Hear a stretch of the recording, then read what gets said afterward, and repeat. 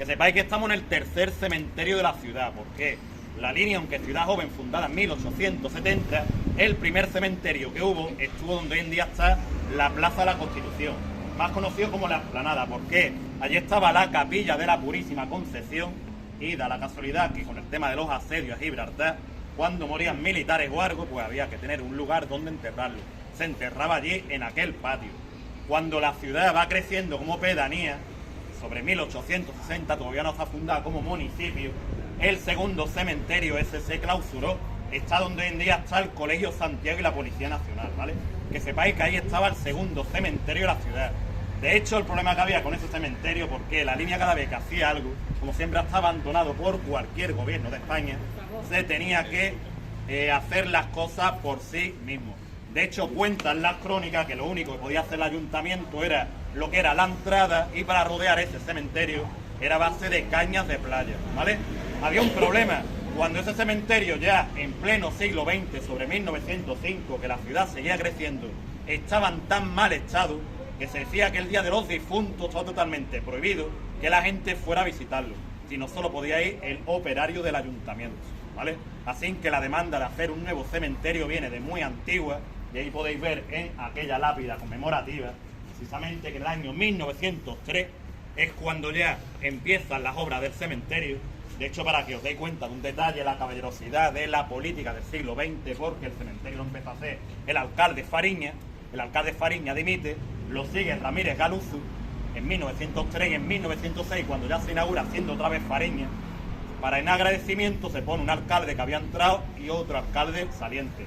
Ya sabemos que muchas veces estas cosas en la política no estamos acostumbrados, pero realmente estas personas eran hombres de Estado, eran hombres, digamos, que tenían ese tema del honor, ¿vale? Y también que lo veáis reflejado ahí en esa lápida conmemorativa, ¿vale? Seguimos.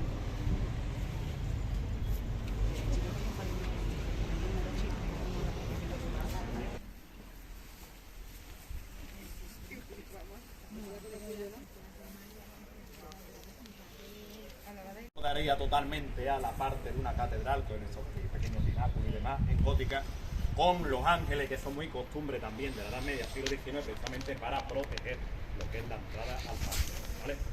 Y aquí tenéis, por ejemplo, quizá de nuestro linense más ilustre, la tumba de Cruz Herrera. Sabéis el Cruz Herrera que lo tiene, el ayuntamiento viejo, pues aquí está enterrado Cruz Herrera con ¿vale? ¿Y este diseño que tú vas a ver? La verdad que el diseño un poquito, para mi punto de vista, ya que tiramos ese sentido. No sé de qué será algo, ¿sabes? Si será los 70 algo. Pero sí es verdad, para mi punto de vista, lo que los 70. Pero para mi punto de vista, lo que le falta es quizá, igual que si vais a decir a Paco de Lucía, de que tiene las manos hechas, porque el arte que tenía Paco de Lucía era precisamente las manos. Para mi punto de vista, lo que le falta es que menos que una paleta de pintura con un pincel, para, digamos, para recordar quién era Cruz Herrera. Porque tanta fama que tenemos, pero la verdad que todo el mundo se sorprende, a las pocas personas que lo lleva por aquí a pasear, que la verdad que la tumba está un poquito como dejada, ¿no? Abandonada, ¿no? Eso me parece que a los españoles nos pasa, que nuestros héroes no los tenemos. Y este mausoleo, la autoridad que la tiene es el ayuntamiento, el propietario. Os cuento, todo el mundo hemos escuchado hablar del famoso naufragio del Titanic 1912, ¿vale? Ha sido la mayor catástrofe marítima en tiempos de paz. Pues que sepáis que en la bahía de Algeciras estuvo la peor catástrofe marítima antes que el Titanic, ¿vale? De hecho, aquella tragedia conmocionó tanto a la línea Gibraltar y a toda Italia. Os cuento, año 1891. Ya sabéis, Italia, lo mal que lo está pasando, el tema, digamos, del hambre, esas penurias. De hecho, tenemos esa famosa novela de Marco, todo el mundo hemos escuchado hablar de la novela de Marco, ¿vale? De esos inmigrantes italianos que va a Argentina, precisamente para buscarse su nueva vida. Pues en 1891, un barco británico, una compañía británica, la Utopía, sale de Nápoles con destino a Nueva York. Lleva muchos inmigrantes para el Nuevo Mundo. Cuando está pasando por el estrecho de Gibraltar, resulta que había tal temporal que la Utopía decide meterse en la bahía de Algeciras para refugiarse. Ese día había tan oscuridad en la bahía de Algeciras que, buscando la cercanía del puerto de Gibraltar, tuvo la mala suerte que había un buque de guerra británico, y precisamente como era tan oscuro, la Utopía se fue acercando y, sin darse cuenta, se arañó el casco con lo que era precisamente el espolón de ese navío. En menos de 20 minutos el barco se hundió totalmente, y más de 500 personas que no daban tiempo a meterse en botes salvavidas. Imaginaros esos gritos, esas personas. Lo describen los periódicos de la época, gente de Gibraltar tuvo que ayudar, gente de la línea tuvo que ayudar, ¿vale? Así que murieron muchísima gente y durante varios días empezaron también a aparecer muchos cuerpos y 26 náufragos que nadie los reclamó. La línea, como siempre, hemos tenido también esa característica de ser bastante de volcarnos con las sociedades, ¿vale? De las personas y demás, somos muy caritativos y eso, pues decidieron de hacer un mausoleo para esas víctimas del naufragio Utopía, ¿vale? Así que los tenéis aquí y que sepáis que precisamente en este mausoleo ha venido alguna representación de Italia para ponerle precisamente una corona de flores, ¿vale? Porque son su... En la época de la República se dice que los cementerios tenían que ser municipales, no pertenecer a colaboración con la Iglesia y se ordena que todo esté unificado. Luego esa ley se quita también, ¿vale? Pero que sepáis que realmente la parte civil era la parte de atrás. Ya sabéis también que precisamente el episodio de la Guerra Civil año 36, año 39 fue muy cruel en toda España, fuera tanto por un bando como otro, ¿vale? No vamos a entrar, digamos, porque eso... Si vamos al archivo, por ejemplo, nos encontramos que hay unos enterramientos a las 5 de la mañana de 14 personas por la autoridad militar, pues ya sabemos que realmente son primeros fusilados, ¿vale? Aquí en concreto, de hecho está aquí Felipe, ¿vale? Nuestro compañero y eso, no sabemos bien dónde está el tema de las fosas de la guerra. Uno de los que a lo mejor yo personalmente pienso de que si en el cementerio todo está construido y vemos esta parcela que no hay nada construido, quizás ahí es que hay, digamos, una fosa, ¿vale? Pues sepáis que aquí es curiosamente que vemos la gente que superaba, y lo vemos en el padrón y eso, los 70 años, ¿vale?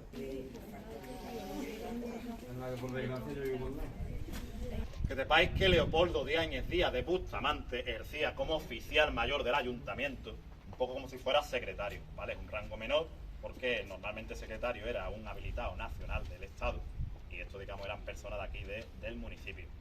Cuando vemos a lo mejor la bibliografía de aquí de la línea de un libro precisamente de Sánchez Cabeza y Arles, nos habla sobre Leopoldo, y de Leopoldo dice de que en aquel momento era un hombre bastante violento. De hecho, el alcalde Ramírez Galuzo, que es un hombre más moderado, pero Leopoldo tenía una red de informadores que cuando se hablaba mal contra el poder político, lo que hacía es que buscaban a personas y le daban también palizas, o muchas veces lo expulsaban de la ciudad, Pensad que estamos hablando de los años 20, eso no pasaba solo aquí, pasaba, digamos, también en toda España, totalmente distinto. Pues ahí lo tenéis a Leopoldo.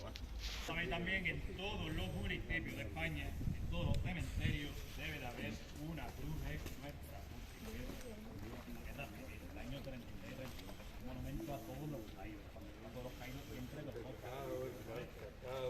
especulaciones que siempre se hace con el tema del escudo, porque me hace siempre gracia, no sé si lo sabéis, de hecho, esta película muy buena que hay de Mientras dure la guerra, no sé si la habéis visto, ¿no? Una película hace poco que sale precisamente de Miguel de Unamuno, ¿vale? Pues que sepáis que cuando se pronuncia la guerra civil, porque el mal concepto que tenemos siempre es que esta corona representa a la república, no, que sepáis precisamente a nivel nacional y a nivel local, cuando se funda la línea en 1870, da la casualidad que desde 1868 hasta 1871 hay un régimen político en España que es una monarquía pero sin rey. Es decir, se ha expulsado la reina Isabel II, todavía no se sabe quién va a ser rey de España, que es el rey Amadeo, y la Real Academia de la Historia a nivel nacional dice que el escudo de España debe de tener esta corona que representa al país, pero que jamás debería de cambiarse, da igual la dinastía que hubiera o el régimen político que hubiera. Es decir, fue la primera vez que España intenta unificar un escudo que se separara del régimen político que hubiera, ¿vale?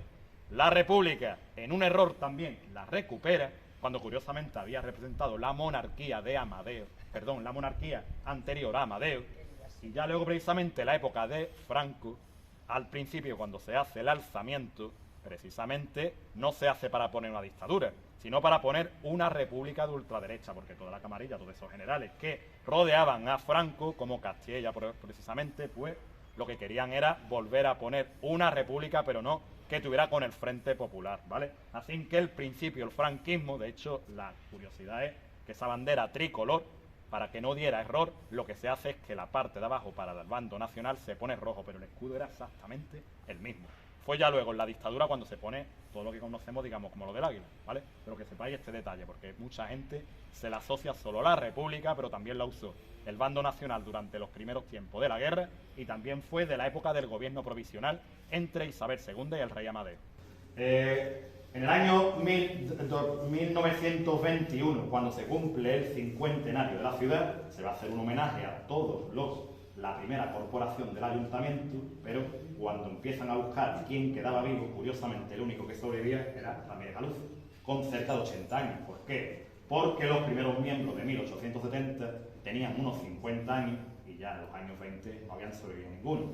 Es la casualidad que él, cuando fue concejal la primera vez, tenía 20 años, así que por eso imaginarle que era el único que sobrevivía, ¿vale? A mí de este hombre me gusta también destacar, ¿por qué? Porque siempre nos acordamos de cuando los refugiados españoles de la línea se van a Gibraltar, ¿verdad? Siempre hemos dicho que Gibraltar nos ayudó. Pero a mí me gusta recordar cuando también hacemos al revés, que Gibraltar también nos debe a nosotros. ¿Por qué? En la Primera Guerra Mundial, año 14, año 18, España es neutral, la aviación todavía no se está utilizando y los barcos ingleses no pueden abastecer a Gibraltar. ¿Qué pasa? Que Ramírez Galuzo, como era dueño de 3 fábricas, una de ellas de pasta, de patata y otra de gaseosa, durante los años de esa Primera Guerra Mundial, él le mandó a Gibraltar para que no les faltara alimentos. Eso no va a ser recompensado, que en 1921, de hecho tenemos esa carta en el archivo histórico, el rey Jorge V de Inglaterra, el abuelo de la fallecida Isabel II, es al primer español que le da la Orden del Imperio Británico, comandante de la Orden del Imperio Británico.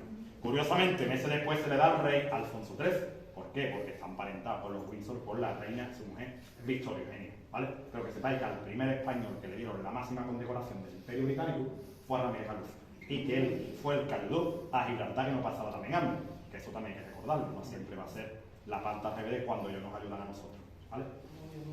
Otro personaje que tenéis aquí, pues Juanito, ahí lo tenéis, Juan García Rodríguez, ¿vale? Juanito, el médico, mirad que murió con 36 años. Juan, el médico, era masón, ¿vale? Era masón, era también republicano, y con eso os he dicho que ya sabéis que la guerra civil sacó lo peor de todo el mundo, ¿vale?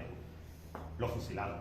De hecho, él iba, cuando lo cogen, digamos, en los barrios, pues le dicen de que una especie de un alto para que te vayas y demás o algo, le dan un tiro por detrás y, ¿vale?, lo matan. Teorías hay varias también. Esto como toda la historia, igual pasa con Lorca, igual que eso, y por esto os quiero decir que la guerra saca lo peor. Pensé una cosa, a este hombre que le han dicho médico de los pobres, ¿vale? Si en aquel momento, y esto para que veáis lo malo que podemos ser las personas, el interés económico, por así decirlo, si es un médico que no le cobra a los pobres, y si hay otros médicos que están ganando dinero, si ese médico no le cobra a los pobres, los otros médicos están perdiendo dinero, ¿verdad? Así que en la guerra civil se va a utilizar cualquier excusa para denunciar a cualquier persona, porque muchas veces está el interés para que quiten a otra persona, da igual, pero que eso se hacía tanto de un bando como de otro, ¿vale?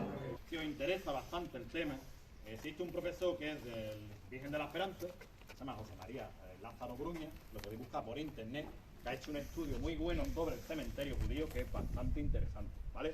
Os cuento y pensad, la línea cuando se empieza a fundar, como decía, que aquí siempre hemos sido gente que venía desde todos lugares de España, pero también del mundo, ¿vale? Gente pobre, que lo que viene es buscarse la vida en una frontera, a partir de ahí no van a prosperar más que otros. Pero aparte de los españoles, también va a venir gente de otros lugares.